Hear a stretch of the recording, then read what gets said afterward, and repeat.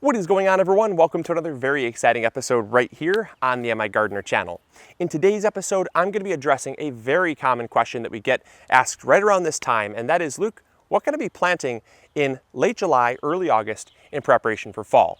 And if you're a lot like me, that's something that we start thinking about right now because fall is coming. Even though it's nice and hot, even though the melons are producing, the tomatoes are ripening and peppers are coming on, all your summer crops are just coming into fruition. You don't want to start thinking about fall. You don't want to start thinking about cold weather. But if you're a gardener, you do have to think one step ahead, or I guess one growing season ahead, as we start pulling off some of our summer crops, like our garlic, which is a summer crop. It's actually considered a mid-season crop, which we'll get into. As we start pulling off our garlic and that bed is empty, or let's say our beans fizzle out from the summer heat. We've already harvested a lot from them. We might want to plant something else there, maybe another bean harvest. We'll get into that. Or maybe you had like a late season, just like a late harvest of carrots, something like that. We just started pulling our carrots. So once you start pulling those mid-season crops off, and it's mid to late July, early August, you want to start planting as soon as you start opening up that bed space, because the more food you can grow, number one, the less weeds they're going to be, because if you have a bed bare, Mother Nature always finds a way to grow something there, and it's almost always a weed. But also, when you cover it with food, you're going to be growing more food in less space, because we're not expanding our garden, we're just staggering our harvest, so we're getting more of a prolonged harvest. Now, what I really want to touch on first is the topic of early season, mid-season, and late season vegetables. This is really going to hopefully help you kind of wrap your mind around plants that you can grow, because as soon as I harvest my garlic in like around 4th of July, my brain is already thinking what can go there. And the first step that you have to think about is, what is the time of year? What is coming next? What season is coming next? How long do I have until that season is over? And also, what is the weather like that's going to get to that season? So because we're in the hottest part of summer right now, and we're just now going into the hottest part of summer, I wouldn't want to plant what's an early season vegetable in where I have kind of a mid-season left. Early season is broken down by anything that takes up to about 35 to 40 days to mature. So that could be things like radishes, spinach, lettuce, very quick turnaround crops. There's tons of them out there, but usually up to 35 to 40 days to mature. Those are very quick turnaround crops, and they typically like cooler weather because they do mature very quickly. They'll go to seed very quickly if they're exposed to hot weather. Then you have mid-season crops, and mid-season crops are anywhere from about 40 to 45 days up to about 60 to 65 days. And those are a mid-season crop. And the reason why is because they typically take, for most growing areas, a half a season. It's a mid-season. Now, do not get this confused with early season, mid-season, and late season things like cabbages, tomatoes, potatoes, stuff like that. There are early season, mid-season, and late season cabbages, but that's not what we're talking about. This is a classification of vegetable that you can put into this class to help you better plan what you're going to grow there next. And so again, things from about 40 to 45 days up to about 60 to 65 days, that window in there.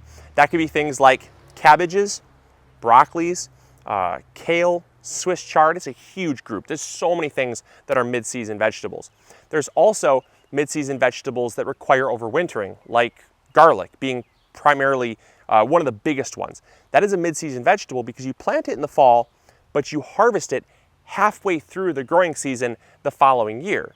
And so it's still a mid-season vegetable. Just because it takes longer to get it there doesn't mean that it's not a mid-season vegetable. So there's a lot of different types of mid-season vegetables. And what I really like to do, then also there's late season vegetables, which is 65 days and plus. So that could be 65 days, 90 days, 110 days, something like that. And these are typically crops that you plant in the spring and harvest in the fall. Now you can have like a late season tomato, which is like a beefsteak that can take 100 to 110 days. That's a late season vegetable. But you can also have mid-season tomatoes as well. And that's why it's very important to break down these classifications, because they're not all created equal. If you plant 2 beefsteaks, they're going to take, or if you plant a beefsteak, wait for that beefsteak to mature, and then pull that plant out after it matures and plant another beefsteak there, there's no way in a billion years, at least here in Michigan, you're going to get a harvest from that second plant. It might start growing and it might get 1.5 feet tall before the frost knocks it out, but that's not producing, that's not maturing. And that's because we don't have 220 days in our growing season. And so what you can do is with things like a mid-season tomato, with things like a cherry tomato, you can start them very, very early. And then by like the 4th of July, once they start producing, pull them out by the end of July, early August, but have another seedling ready. And we talked about that. Start your tomato seedlings, your very fast maturing seedlings. Start them, say in like mid-June, late June. Have a seedling ready to go in a pot so that when your tomato plants are kind of fizzling out from the summer heat, you can pop another one right in their place, and that's going to be a good fall harvest. That is piggybacking off 2 mid-season varieties. And that's why it's so important to understand the terminologies and how it applies to your garden. So late season varieties, like I said, typically varieties you plant in the spring, harvest in the fall. Things like celery, things like parsnips, they take a whole season to grow. I don't really love growing these crops because they take so long to grow, but I will grow a few here and there, but it's just they take so much time and they require so much of my bed space to get, to get a harvest off that I'd rather go to the farmer's market and just support a local farmer for those types of crops. So back to what I was talking about, now that we know the different classifications and kind of the maturity dates within that classification, we can look at a bed that's bare, say in late July, early August, and we can say, okay, I know that I'm in the hottest part of summer, so I can't plant an early season vegetable yet. I can wait. I can wait until things cool down, but then I'm going to leave my bed bare. So what I'd really like to do is I would really like to plant a faster maturing mid-season variety, something like a beet. Beets, they typically take about 45 to 60 days. Perfect mid-season vegetable for our case right now. They can take the heat, they can tolerate the heat, they can take the cool weather as well. So if we want to harvest them very quickly, we can pull them off at 45 to 50 days, have smaller sized beets, like a little bit bigger than a golf ball, or we can let them get fully mature size at about 65 to 70 days, and and they're going to be nice and big. And that will still leave some time left in our growing season for something like a radish or spinach. So it definitely gives us that versatility. If we were planting something like a broccoli or a cabbage, another wonderful set of crops to grow. And that's because these crops like the warm weather. They don't mind they don't mind the cold, but they also don't mind the heat. And broccoli is something that if you plant them in the cold weather and it gets hot too fast, they'll bolt. But if you plant them in the hot weather, keep them well watered, and they grow into cooler weather, they're actually going to do better. And so with things like with our bed that has the garlic that we just harvested, I might plant half the bed out with some broccoli. I might plant the rest of the bed out with some late season cabbages. And what I mean by late season cabbages is I might plant out cabbage for a late season harvest. Now again, do not get that confused with early season, mid-season, late season cabbages. There are definitely those types of cabbages, but none of them really matter because they're all a mid-season type cabbage. They will all take roughly that 50 to 75 days or so. And so they still all kind of fit within that mid-season category. Now, what I really love to do and what I really would encourage you guys to do is to mix up your crops because not everything is going to work out. Like I said, when I look at what I'm going to plant here, I look at the fact that I'm going into the hottest part of summer. And certain things like carrots, you have enough time to plant carrots, but it might be so hot, it might be so dry that your carrots don't germinate well. And so if you want to grow some carrots, designate a little space, give it a shot, try it, but don't designate a whole bed to it because then you're going to have patchy germination, you might not have them sprout at all, and you don't want to waste all of that precious time to necessarily dedicate to a crop that, yes, could grow, but based on how it grows and its growth habits, it might not do the best for you. And so it's very important to kind of diversify, mix up what you're planting. I might plant things like cucumbers. I might plant things like a late harvest of zucchini. And the reason why is because right now our zucchini is kind of taking a toll from the high humidity and high heat. But as the high heat and high humidity kind of fade and we get into more of a dry heat, the zucchini might not love it. But as it gets cooler, it's going to actually start producing into the cooler weather.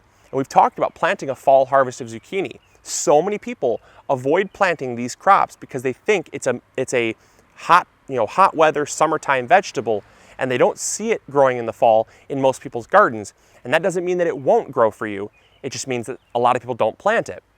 And so, like I said, if I harvested some space, let's say I harvested my beans behind me, let's say I harvested my beans, well, the beans right now are doing pretty well, but in about a week or two, the summer heat pretty much inevitably is going to knock those out.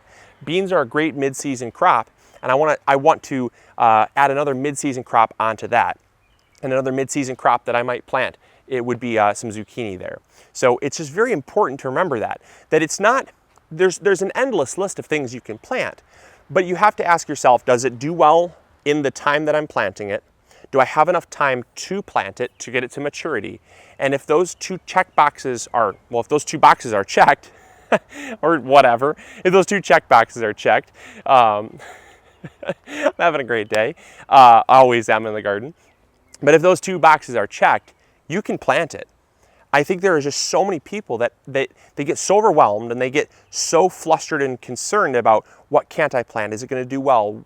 Will it not do well? Do I have enough time? It's very simple. Ask yourself, does it mind the hot weather? And is it a mid-season crop? If so, I can plant it. Right now, I want you guys focusing on your mid-season crops. Don't leave a bed bare until late season time comes, where you have 30 to 45 days until your first frost. Don't leave a bed bare that long, because there's so much that you can be growing.